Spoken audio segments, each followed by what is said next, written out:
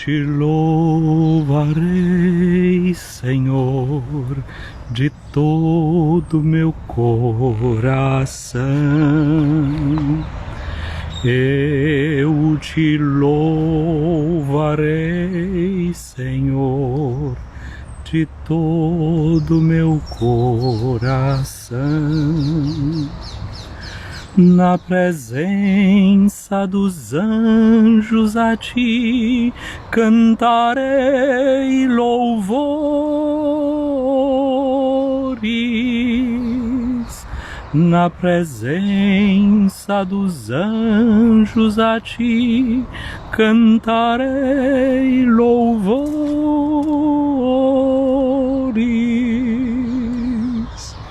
Eu te louvarei, Senhor, de todo meu coração. Eu te louvarei, Senhor, de todo meu coração. Na presença dos anjos a ti cantarei louvores.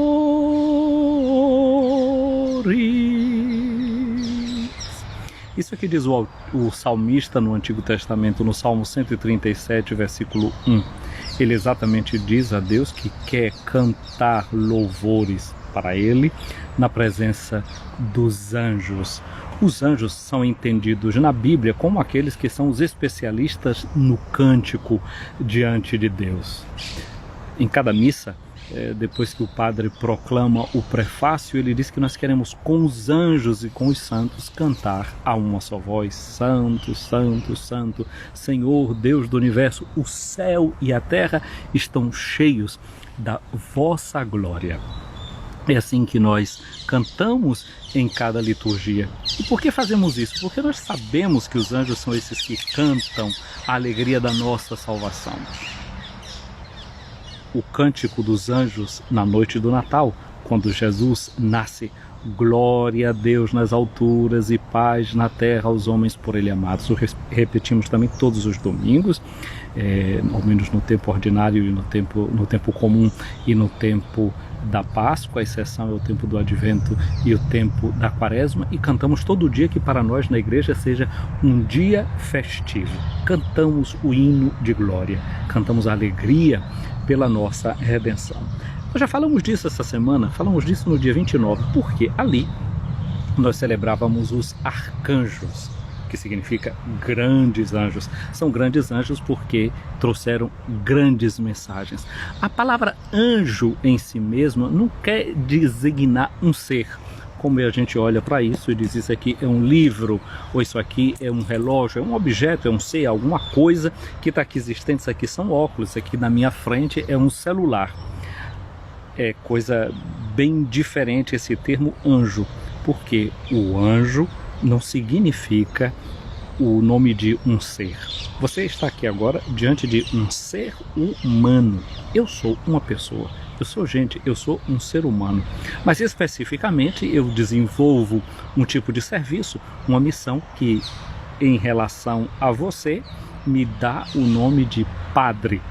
Então, padre é a minha missão, é o nome de um serviço que eu exerço. O serviço de padre é prestado por um ser humano. Assim também existem seres que exercem um serviço que é chamado de anjo, um serviço angélico. Anjo, em grego, significa mensageiro.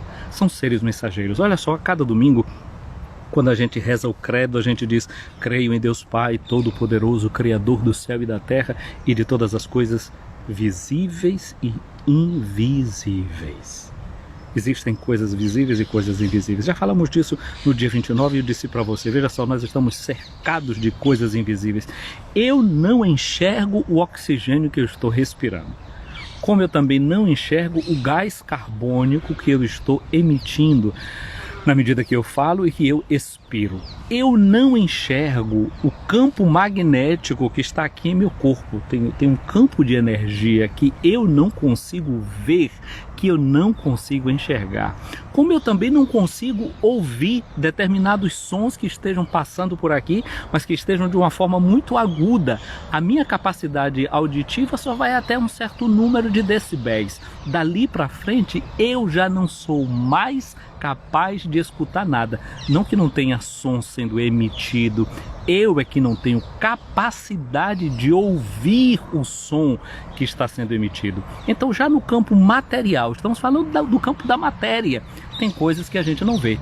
Alguém aqui já viu, por acaso, um vírus chamado de corona?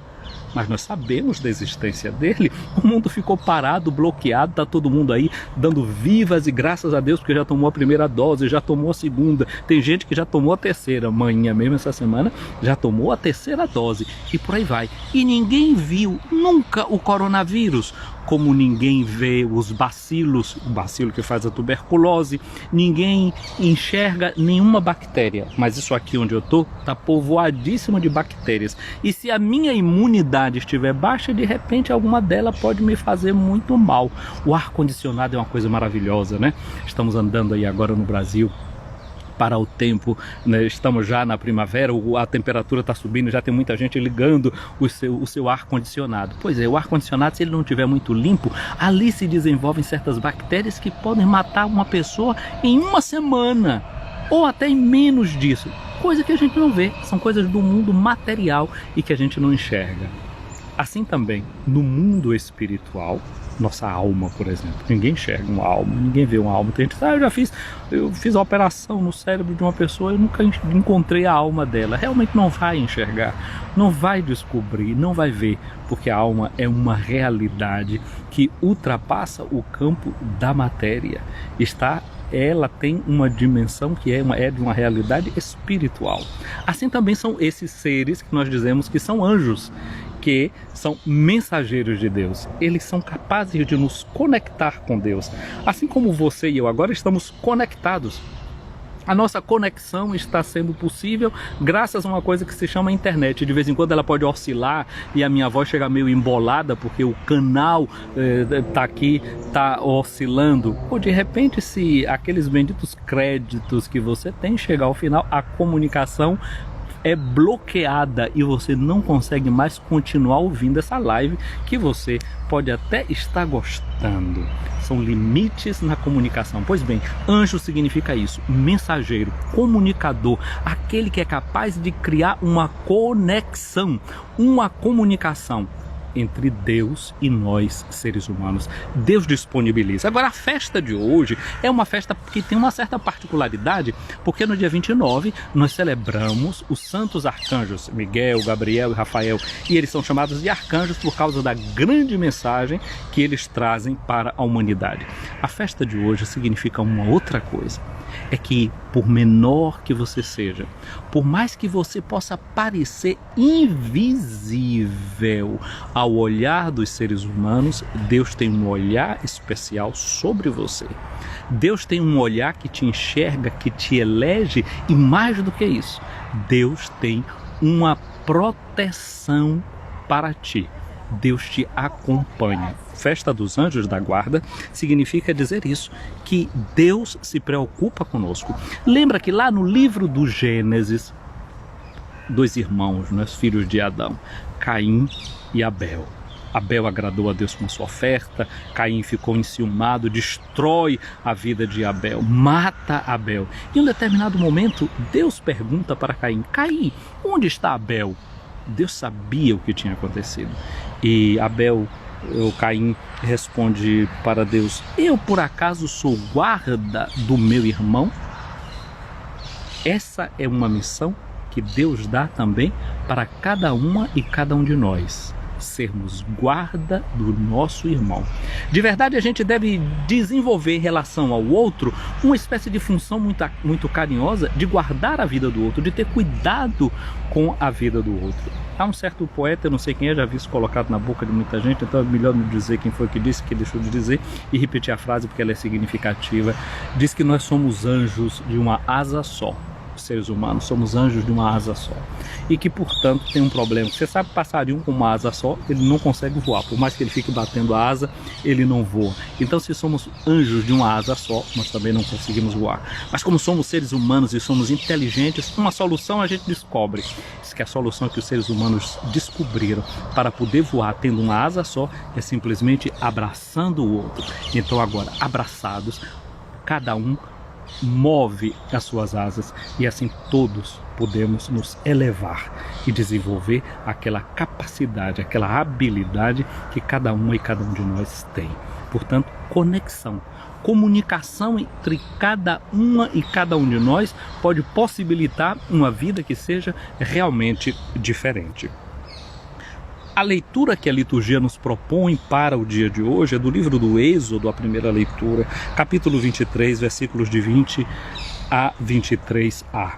E assim Deus se dirige para o seu povo, para o povo de Israel, dizendo assim: vou enviar um anjo que vá à tua frente, que te guarde pelo caminho e te conduza ao lugar que te preparei.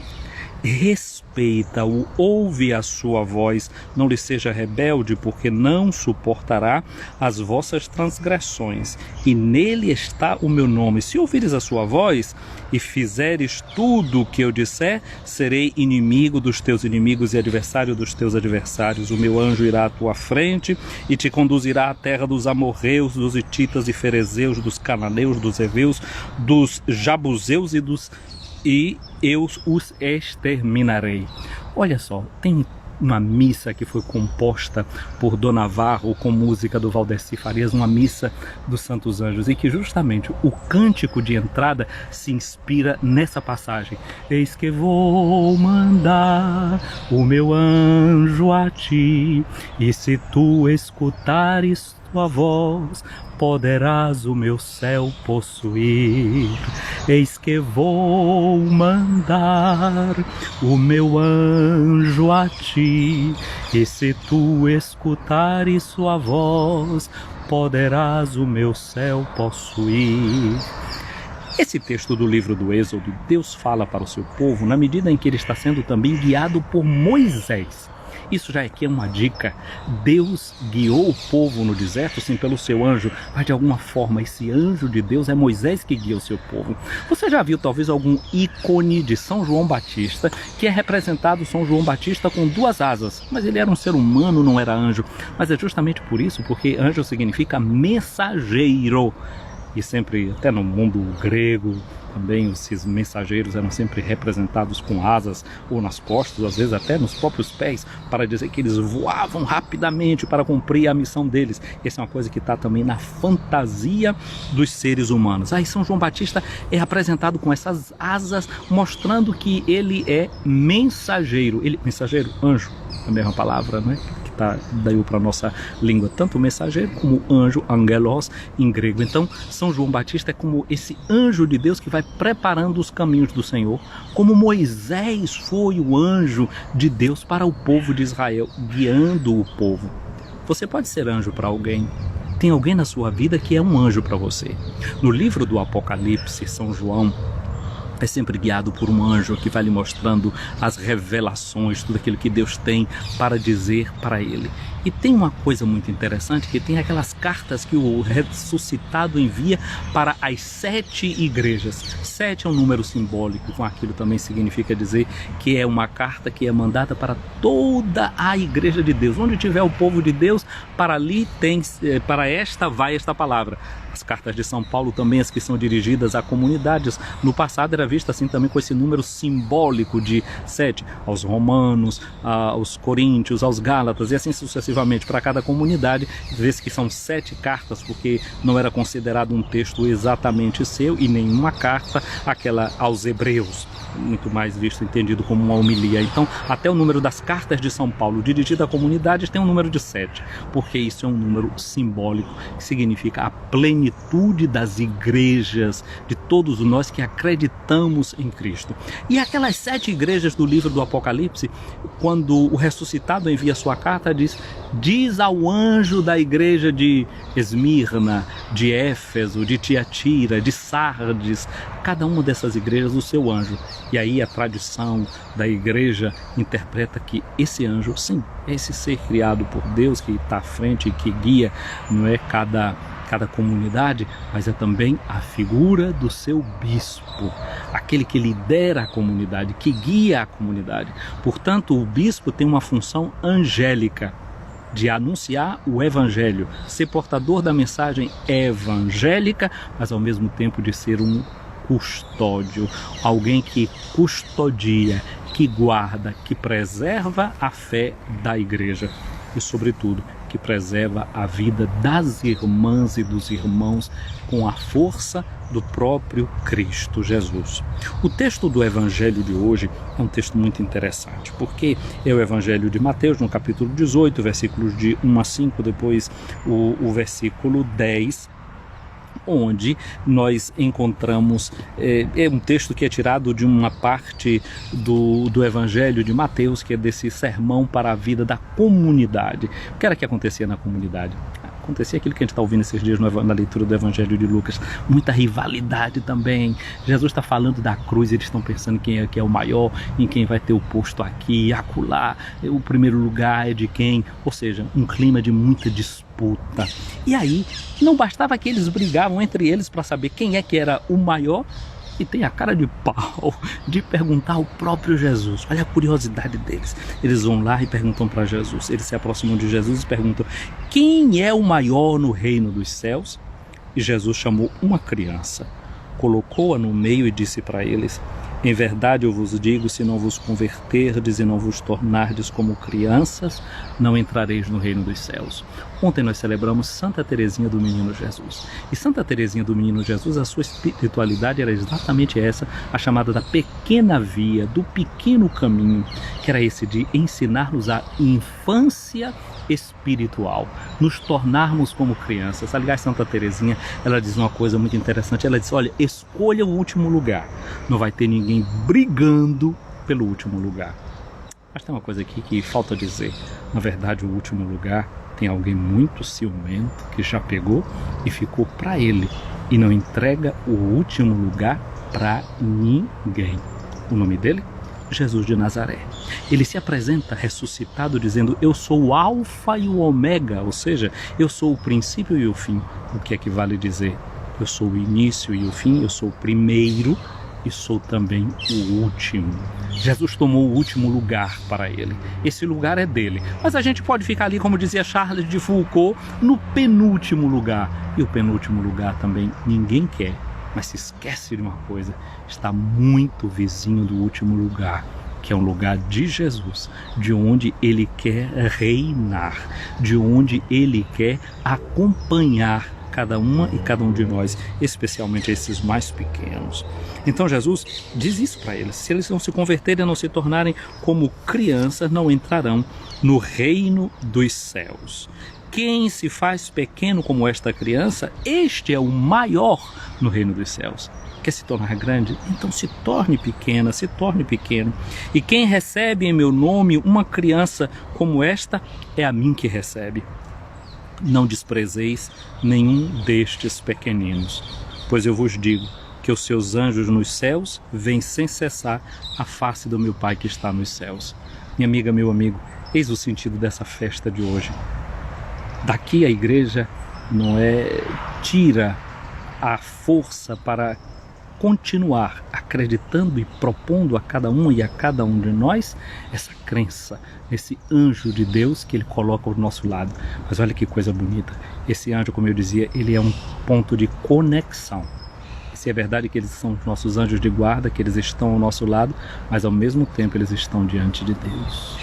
Santo anjo do Senhor, meu zeloso guardador, se a ti me confiou a piedade divina, sempre me rege e guarda, governa, ilumina sempre. Amém. Querido anjo da guarda, ajuda-me a ouvir sempre a tua voz, a escutar tuas sugestões, a saber que sou protegido pela tua presença, que é um sinal do amor de Deus. Ajuda cada uma e a cada um de nós também a entender que ninguém é desprezado diante de Deus, que se o mundo nos faz invisíveis, o olhar de Deus nos acompanha sempre por esse companheiro que é também invisível aos nossos olhos, mas que está ali diante da face de Deus. Minha amiga, meu amigo, vai chegar um dia quando nós morrermos, o nosso corpo vai estar ali dentro de um caixão, e a igreja vai cantar a última recomendação que ela faz na celebração da nossa morte. Ela vai dizer: santos de Deus, vinde em seu encontro, vinde em seu auxílio. Os anjos te conduzam ao paraíso. Olha que coisa bonita. Seremos conduzidos ao paraíso pelos anjos. Não apenas pelo nosso anjo da guarda, mas esses anjos todos que vão à nossa frente, caminhando conosco. É como diz essa antífona: in paradiso deducante angeli, que os anjos te conduzam ao paraíso. Mas os anjos vão nos conduzir ao paraíso não somente ali naquele momento, depois da nossa morte, nessa hora da nossa encomendação. Os anjos vão nos conduzindo ao paraíso desde agora. Lembra que Caim e Abel, depois que o seu pai perdeu, Adão e Eva perderam aquela graça do paraíso, ele se esqueceu que ele deveria ser realmente isso, o guarda dos seus irmãos. Quem sabe que tem um anjo da guarda a conduzi-lo até o paraíso, não pode deixar de querer fazer desta terra também um paraíso para a sua irmã e para o seu irmão. Que esses irmãos que são os mais pequeninos, que são os esquecidos e invisíveis da terra, encontrem um olhar cuidadoso em você e em mim. E agradeçamos ao Senhor por essa bondade sua de nos dar como companheiros aqui na terra aqueles que o servem diante da sua face. Ó Deus, que na vossa misteriosa providência mandais os vossos anjos para guardar-nos, concedei que nos defendam de todos os perigos e gozemos eternamente do seu convívio. Por Cristo nosso Senhor. Amém. O Senhor esteja acima de ti para te proteger, o Senhor esteja à tua frente para te guiar, o Senhor esteja atrás de ti para te defender, ao teu lado para te acompanhar, dentro de ti para te abençoar. Que a bênção de Deus Todo-Poderoso, Pai, Filho e Espírito Santo, desça sobre ti, minha amiga, meu amigo, e permaneça para sempre. Aos madrugueiros aí do Brasil, o meu abraço. Eu vou encerrar aqui essa live de hoje. Vocês que já estão aqui assistindo, curte aí, e os que vão assistir depois curtam também, de forma que ela possa receber a sua repercussão. Mas um abraço para a Odaléia, que está aqui mais pertinho na Suíça. Um abraço, um dia abençoado para você. Um abraço para Souza Neto, sobrinho querido. Deus te abençoe, Deus te guarde e proteja a tua vida. Um abraço também para o padre Rafael, né, com nome de anjo também. Eu já o saudei no último dia 29 pelo seu onomástico. Deus abençoe você, padre Rafael, e o seu serviço. Um abraço também aqui para o Alaécio. Também Alaécio, poucos dias teve seu aniversário. Deus te abençoe, Deus te guarde, proteja sempre e ilumine a sua vida. Fiquem com Deus e fiquem na companhia desses santos anjos da nossa guarda.